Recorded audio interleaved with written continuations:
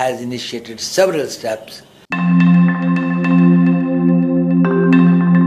চুপিসারে পশ্চিমবঙ্গের বাংলাদেশ সীমান্ত সংলগ্ন অঞ্চলে কয়েকদিন কাটিয়ে গেলেন ভারতের জাতীয় নিরাপত্তা উপদেষ্টা অজিত দোভাল। এ নিয়ে তৈরি হয়েছে ব্যাপক চাঞ্চল্য। ভারতীয় গণমাধ্যম এ নিয়ে জল্পনা আরও উস্কে দিচ্ছে। বিএসএফ বিজিবি উচ্চ পর্যায়ের বৈঠকও অনুষ্ঠিত হয়েছে দিল্লিতে, যদিও সেই বৈঠকে বিএসএফকে ছেড়ে কথা বলেনি বাংলাদেশের সীমান্তরক্ষী বাহিনী।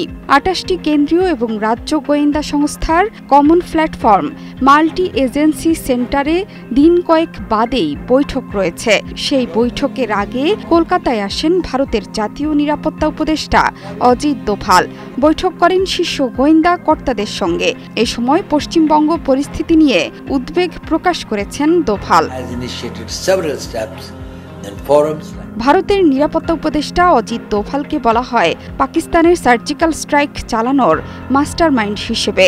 ভারতের সব অভ্যন্তরীণ এবং বৈদেশিক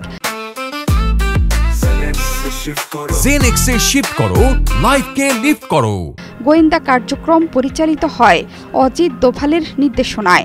তার এই পশ্চিমবঙ্গ সফরকে গুরুত্বপূর্ণ হিসেবে অভিহিত করেছে ভারতীয় গণমাধ্যমগুলো। বাংলাদেশ ভারতের সম্পর্কের পালাবদলের সবচেয়ে বেশি প্রভাব পড়েছে দুই দেশের সীমান্তে। গেল বছরের শেষে অশান্তি বেড়েছে সীমান্তে।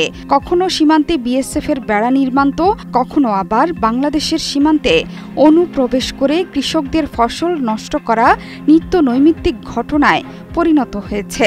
সম্প্রতি আসাম এবং পশ্চিমবঙ্গ মিলিয়ে এখন পর্যন্ত 18 জনকে গ্রেফতার করা হয়েছে। আসামের কোকরাঝাড়ে আনসারুল্লাহ বাংলার ডেরায় নাকি পাওয়া গেছে রাইফেল, টাইমার, বোমা বানানোর সরঞ্জাম, তার, সুইচ, কার্তুজ, স্প্লিন্টার। গোয়েন্দা সূত্রের বরাত দিয়ে ভারতের গণমাধ্যমগুলো বলছে বাংলাকে ট্রানজিট করিডোর হিসেবে ব্যবহারের পরিকল্পনা রয়েছে।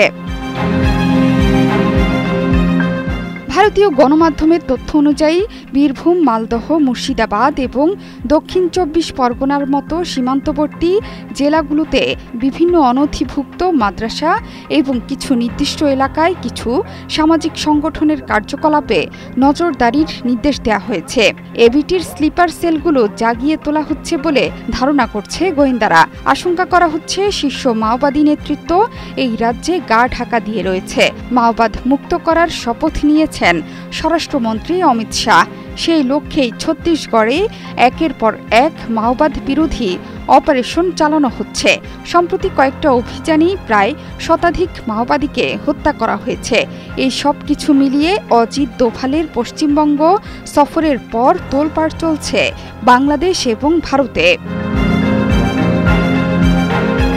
জোহরা চৌধুরী সেতু, ৭১।